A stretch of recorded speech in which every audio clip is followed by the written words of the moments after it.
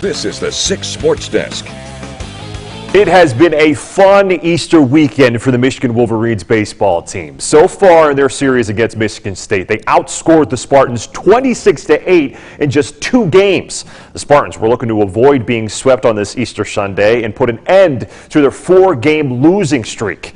It was a perfect day for baseball at McLean Stadium, and in the 3rd inning, MSU was showing off its defense. Zaid Walker locks eyes with a ball hit to right field, makes the sliding grab, then pops up and doubles up the runner at first base. Michigan went hitless through the first 3 innings, but in the 4th inning is where the damage started. Tito Flores gives one a ride to left field and clears the wall for a 2-run homer, and just like that, Michigan takes a 3-0 lead.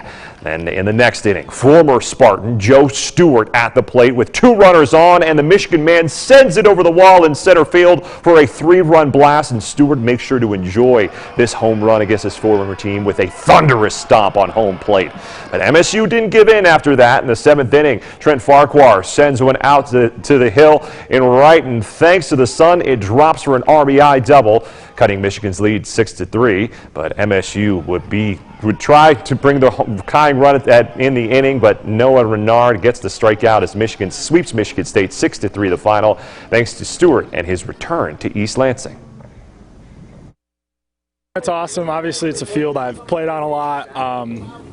So, I have a fairly good feel if I got it or not, but, you never know. So it was a cool feeling, obviously, to kind of, that was a big spot where, we were kind of trying to create a margin there. He's an explosive athlete, and, all playing against him, you could see he was just oozing potential. And so, really happy for him. He's able to unlock some of that potential here. Well, now to the other MSU team who gets down on the diamond. The Michigan State softball team was hoping to avoid being swept by Wisconsin and the Badgers this afternoon, but the Spartans are on the verge of being swept for the 2nd weekend in a row. Bottom of the 1st inning, the Badgers already in scoring position. MSU pitcher and former 6 Sports Player of the Week, Ashley Miller, checks her wristband and delivers. Fiona Girardo sends this one into deep right field. It'll get all the way to the wall as Eden Dempsey circles around third and comes home to get the Badgers on the board. Girardo in safely with an RBI triple. Then the Badgers weren't done with inning number 1. Lauren Foster pops this one up to deep center. It'll get all the way into the wall as Ashley Miklas makes it home for the from first to make it 2-0 Wisconsin. And there was plenty more where that came from in the 3rd inning with the bases loaded. A bloop shot from Foster drops into center field. Everyone advances a base for some more runs on the scoreboard as the Badgers would complete the sweep by ending this one thanks to the mercy rule. 8-0 the final in 6 innings. We were supposed to have some more games on the diamond this afternoon, but the Detroit Tigers game was postponed due to some bad weather in Kansas City. This means that the Tigers fans have an opportunity to see Miguel Cabrera get his 3,000th hit when the Tigers come home this week for a 6-game homestand. But we did see some Michigan professional football this afternoon with the inaugural game for the Michigan Panthers, who are the Mitten Zone United States Football League team.